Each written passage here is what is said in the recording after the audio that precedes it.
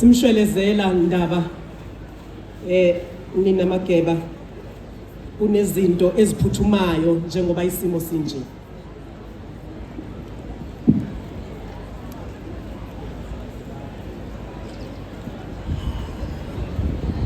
Siyabingelela go program director bobabili udadewethu umama uKhoza ongqongqoshe wa social development. Sibingelele nakumntwana siyabingelela ndaba. Sibingelela ngokukhulu ukuyithoba kwisilo sababandla bayede wena wendlovu. Sibingelela koNdlunkulu uNdlunkulu Gwabini osesamukele siyabingelela Ndlunkulu. Sibingelele kuNdlunkulu uNtombela. Sibingelele kuNdlunkulu uMandlovu noNdlunkulu uMafu. Siphinde sibingelele noNdlunkulu kaMayisela. Ebese sibingelela ngokukhulu kuyithoba kumntwana uPrince MG Buthelezi ophinde abe undunankulu wesilo nondunankulu wakwaZulu. Siyabingelela Shen. Siyabingelela kubantwana bonke abakhona abaseNdlunkulu. Sibingelele kusihlalo we-Provincial House of Traditional Leaders Inkosi uShinga. Siyabingelela ndabezithu. Sibingelela kwithimba eliqhamuka eSwatini elinathi namhlanje ithunywa zonke ondabezitha ithimba laseSwatini ngathi ilona elihamba phambili. Sibingelela ithunywa zonke eqhamuke eAfrika nasemhlabeni wonke sizibonile sifika zingena. Omongameli bonke abakhona, ungqongqoshe onathi wethu kazwelonke ubaba uCele siyabingelela Ndosi. Ongqongqoshe besifundazwe sakaZulu Natal umama uKhoza nomama uAmanda Bani Pena Mapena Mapena. Sibingelela amalunga onke shayamthetho akhona. Siyabingelela kumakhansela nomeya bonke abanathi. Sibingelele abezindaba ihambeli zonke esinazo. Kodwa okukhulu kakhulu sibingelela kini intombi namhlanje sanibonani. Niyaphila. Kumnandi ukuba la. It's nice to be here. Hayi ngiyabona impela. Ndabezitha ngithunyiwe la umama udadewethu uPremier umama uNomsadu bencube ubethanda ukuthi ngabe uyena ngempela naye kulomgidi omuhle kangaka namhlanje wokuqala emva kweminyaka emibili ukuthi kube uyena okhulumayo, kodwa ngenxa yomsebenzi omthathile wamisa phesheya kwasekuphoqeka ke ukuthi akashiye undunankulu obambile njengoba esehambile. Kodwa uyasho umama Mdubencube ukuthi cha uyasihlonipha kakhulu isihlalo, uyabuhlonipha kakhulu ubukhosi futhi uyakujabulela ukuthi lize lafika lolu suku. Sizwileke ukuthi udadewethu umama uMapena uyibambe ezishisa. Siyabonga kakhulu udadewethu ngalawo mazwi. Ngifisa ukuqala ndabezitha ngokuthi ngaphambi kokuthi siqale sikhulume konke sizokukhuluma, ngiyafisa ukuthi sike sisukume sigebise amakhanda. Angisho ke kwisilo namakhosi, kodwa thina abanye ngiyacela sisukume sigebise amakhanda ukuze sihloniphe abantu abashone baphela engozini ebisophongolo izolo, lapho okushone izingane ezicishe zibe u17 ngesikhathi esisodwa. Kodwa sitsheliwe ke manje ukuthi sekushone bonke kade bekhona emotweni ababa u21 engozini enyantisa igazi. Siyacela ke ukuthi sisukume sigobe amakhanda. Siyokwenza lento ebizwa ngokuthi i-moment of silence.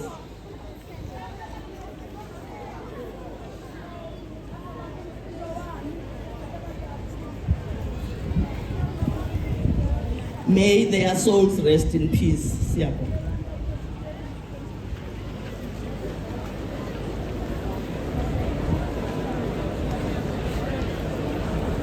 Labezitha lokho kwenzekile izolo kuwenye zezinto ezisenza siphatheke kabi kakhulu suhulumeni ngoba sibona kuyingozi enye ingozi ezinyantisa igazi kakhulu ezake zenzeka kule province yaKwaZulu Natal.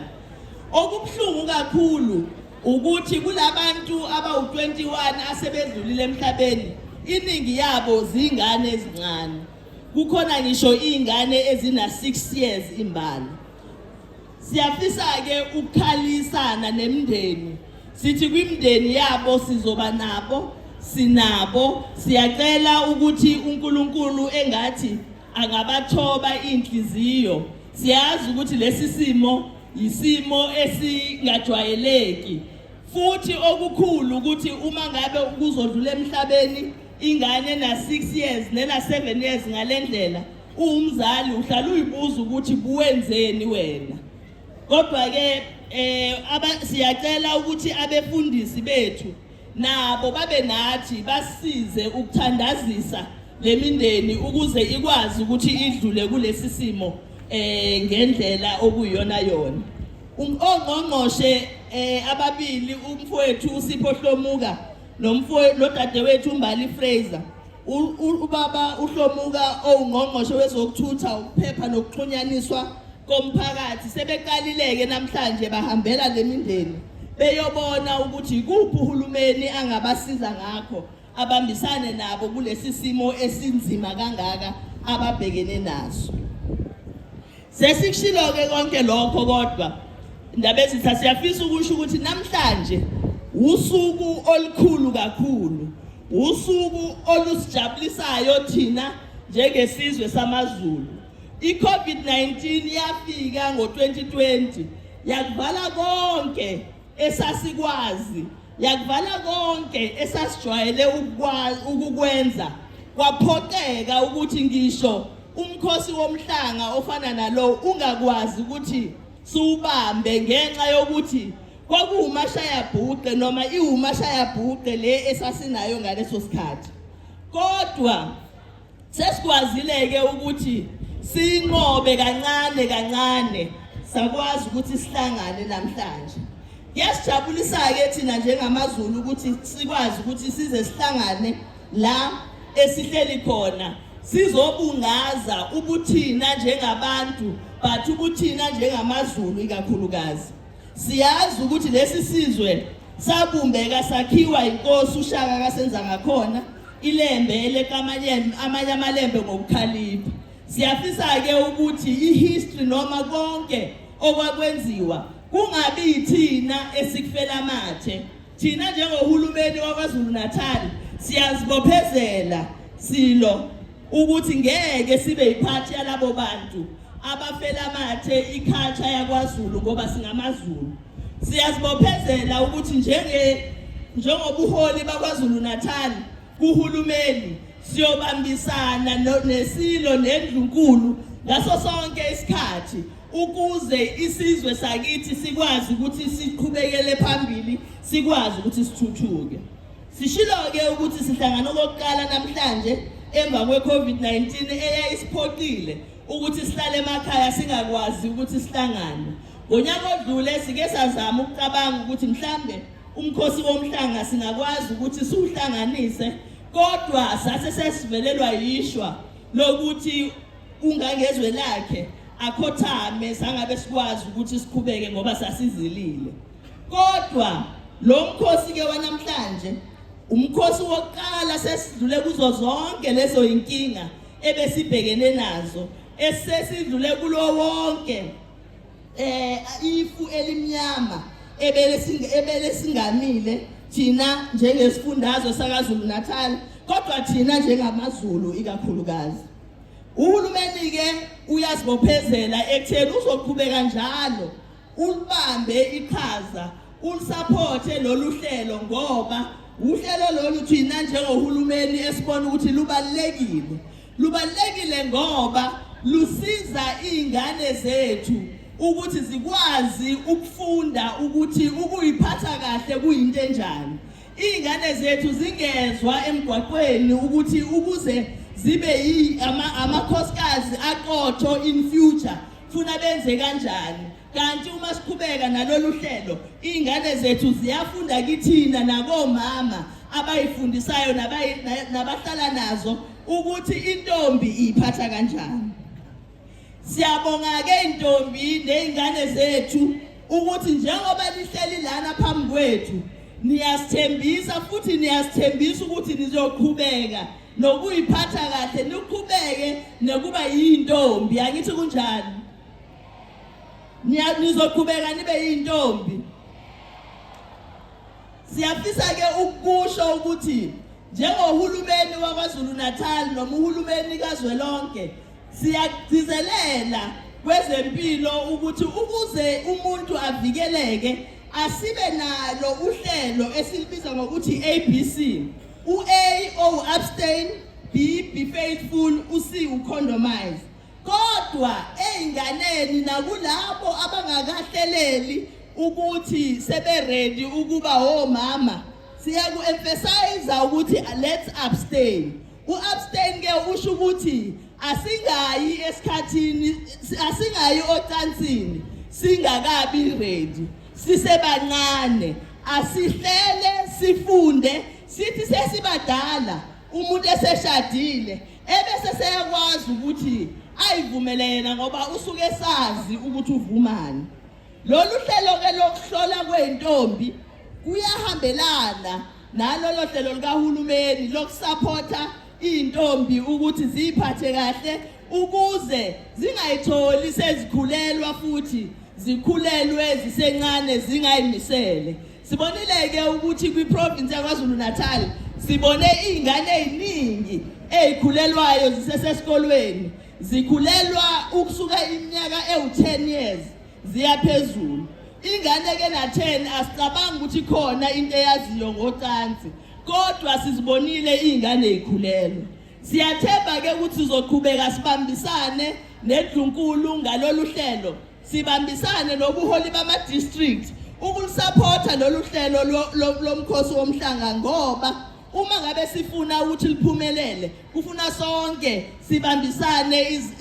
sibambisane ukuze sikwazi ukuthi izingane zethu sifundisa into eyodwa sisonke sibambisene ukuze nani zintombi ngelinye ilanga nifaniswe nomthaniya, nifaniswe nomkabayi kaJama.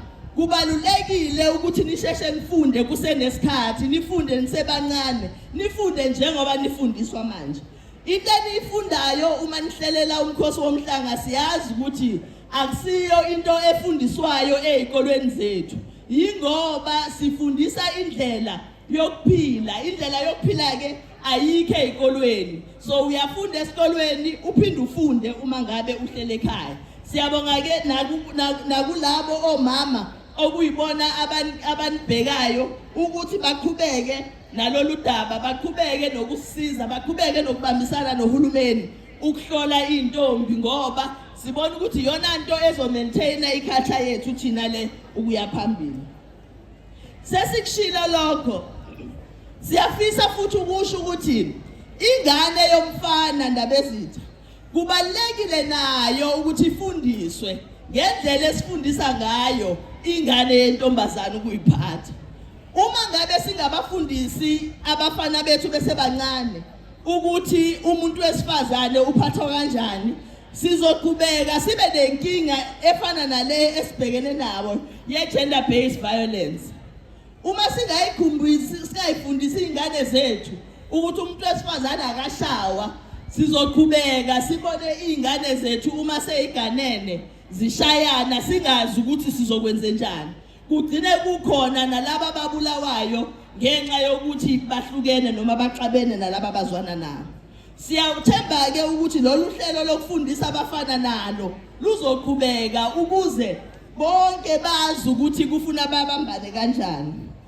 Udadewethu uAmanda Mapena ungixoxelile ukuthi uNdlunkulu kaMayisela unohlelo lokufundisa abafana.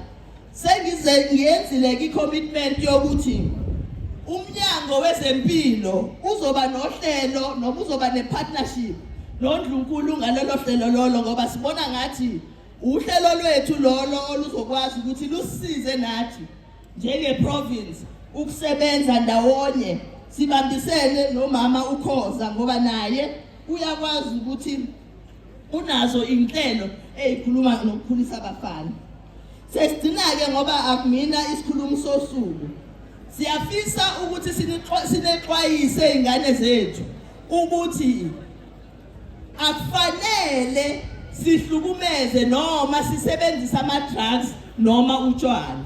Enye into esiyibonile le kwi-society esiphila kuyona ukuthi sengathi sekuyifashion ukuthi uma ngabe ingane yentombazane ingaphuzi kusho ukuthi ayihlakaniphile. Siyacela-ke izingane zethu ukuthi qhelelanani notshwala ngoba uma ningaqhelelani notshwala iyona nto leyo ezokwenza ukuthi impilo zenu zingayi phambili noma imoshe ifuture yakho ngendlela okade ufisa ngayo. Sengigcina-ke bayede uNdunankulu uthe ucela ngidlulise imessage ethi uzoletha bonke ongqongqoshe bakhe azobethula officially kubayede njengoba kuhlale kwenzeka. Uma befika bazobe sebevumelana ngamunye ukuthi iziphi inhlelo abazozenza neNdlunkulu bazenze nobayede ukuze sikwazi ukuthi sisebenze ndawonye ukuya phambili. Iloyo ke umyalezo ebengulethile enguthuye uNdunankulu. Siyathemba ukuthi sizokwazi ukuthi siqhubeke sisebenze ngendlela enhle nali ngendlela ebesisebenza ngayo nomdlokombani. Siyabonga kakhulu bayede.